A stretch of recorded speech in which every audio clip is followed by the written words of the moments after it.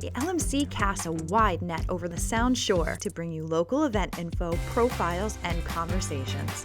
Recorded in the heart of the village in Mamaroneck Cinemas at the studio on the Avenue, LMC Media brings you the LMC Cast Community Profiles.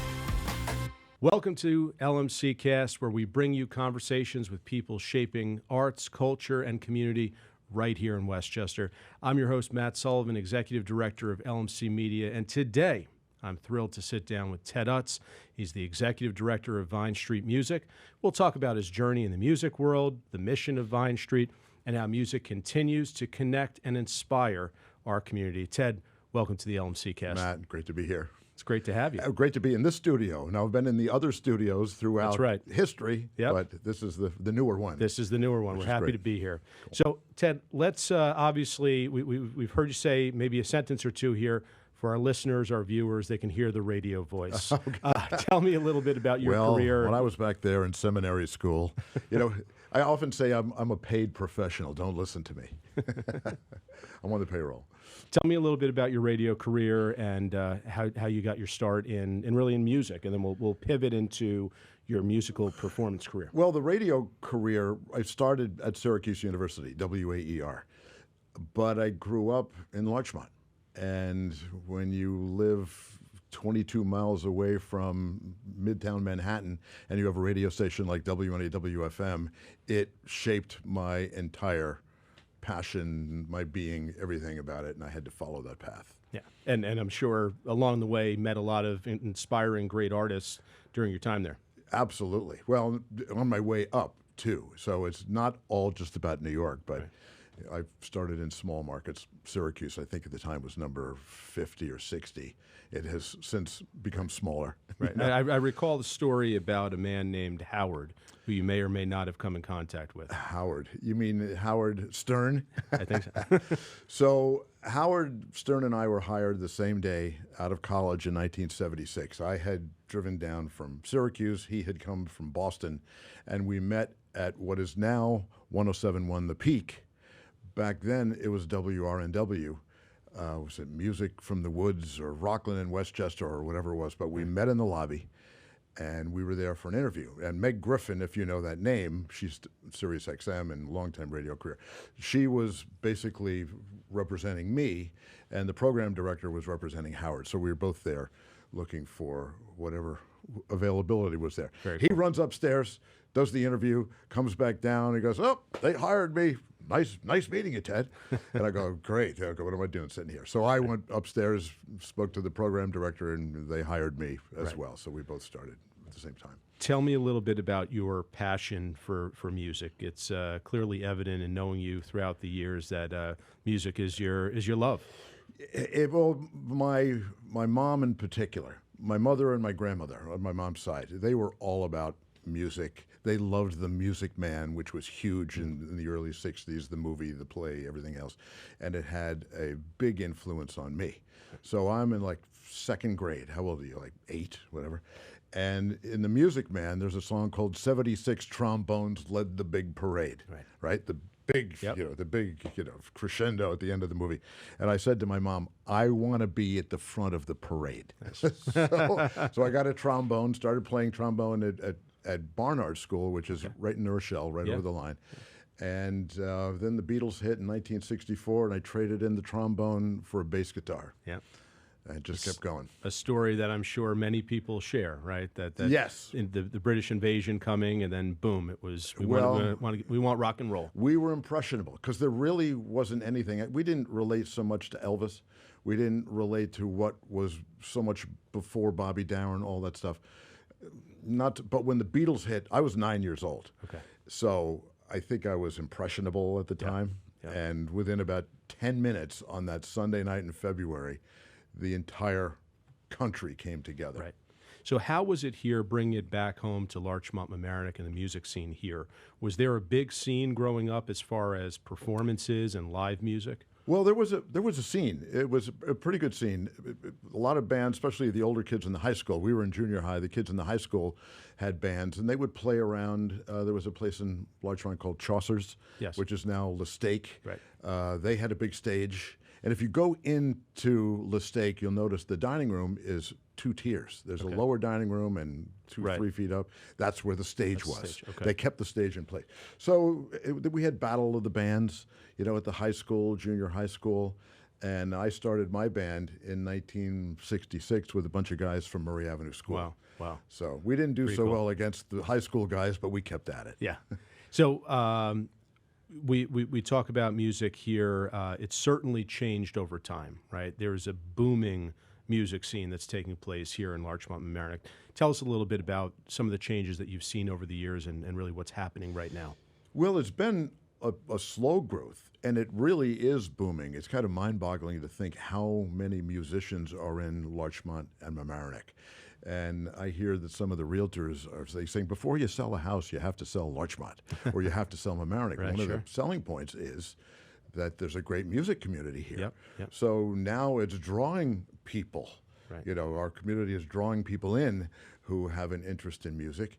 And we have a couple of venues around. We're still a little bit challenged for venues, but we're working on that. Well, we'll get back to venues, certainly. I want to talk briefly about your band, Sway. Yes. And a little bit about how that was formed and the work that you guys are doing. So Sway has been together now 15 years. Andy Hilfiger and I met and started this band in, what was, I guess, 2010, 2011, somewhere in there. But Andy moved to Larchmont from New York City, and they used to play all the New York City clubs. But there really wasn't anything going except Watercolor. Okay. Watercolor was a great restaurant that brought in national acts, but not too many local acts. Right. Sway eventually played there, but not initially. So Andy went to Chat 19 and talked them into doing music at Chat 19. So shortly thereafter, Andy and I met, formed the band, and we're still going strong. Off to the races. Yeah. Great band, for sure. Thanks.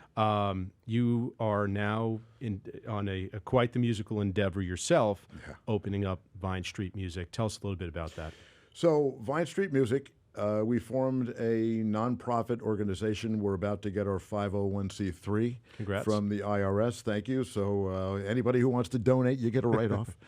And it's been a year project so far. There are 5 of us all together. My next door neighbor, Gondar Savor, over on Myrtle Boulevard, he's a music attorney, and he kind of helped me put this together with his idea. Tori Ritter from the School of Rock. Right. And then Adam Reist, who is, he's got a company called Dare to Be Films, so he knows video. Okay. Tori knows how to teach music to school-age kids.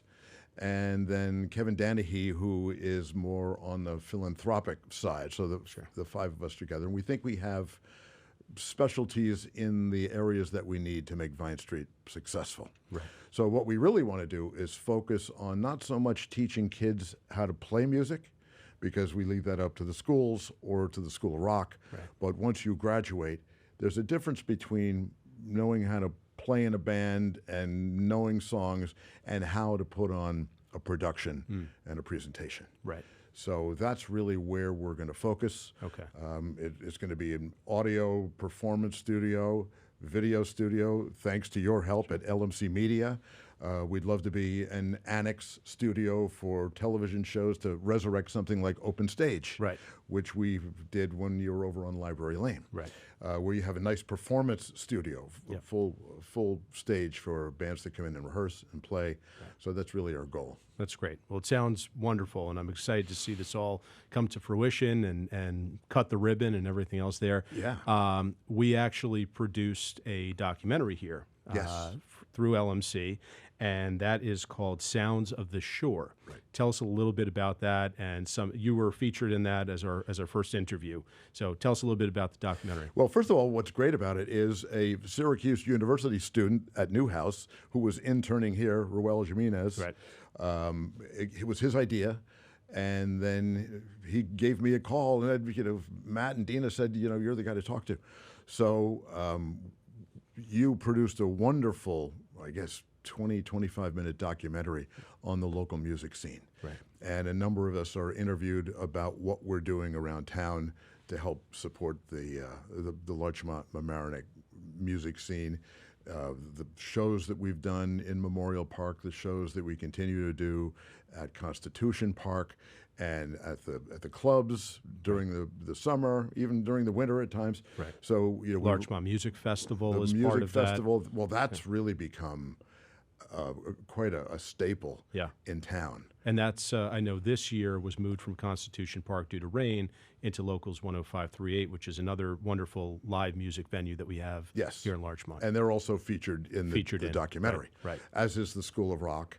And Vinyl Underground as well. Yeah, Underground Vinyl, which is great to have a record store in town. How cool is that? Right. All of these pieces will be featured in the documentary, which I think is going to begin airing next week or next week or two. Yeah. But we used to call it Larchella. So it's been about 5 or 6 years. We had to move it over to Flint Park one year. Right. They rebuilt the Constitution Park. So right now it really is a great outdoor venue for us. I used to have to run a huge, fat power cable over to the firehouse on Larchmont Avenue just to get enough power to run the band. But now it's all... Yeah. We also have the infrastructure here to put on all these different productions, which is wonderful. Yes. Let's talk a little bit quickly before we wrap up here about community and what music production, performance, how that, like media, LMC Media, our tagline is building community through media. How does music do that as well? Well, amplifying community through music. There you go. It's that similar thread. Right. It's funny. I think Larchella really is the one, or the Larchmont Music Festival, whatever we want to call it in early May, that shows the camaraderie that this community has around music. And everybody knows each other. Right. We have younger people, the kids coming out of School of Rock and coming out of the high school, like the Blue Moon Brothers. They are, I guess they're in college now, all the way up to the elders like us. And it really spans, a couple of generations. And everybody knows everybody. Everybody collaborates.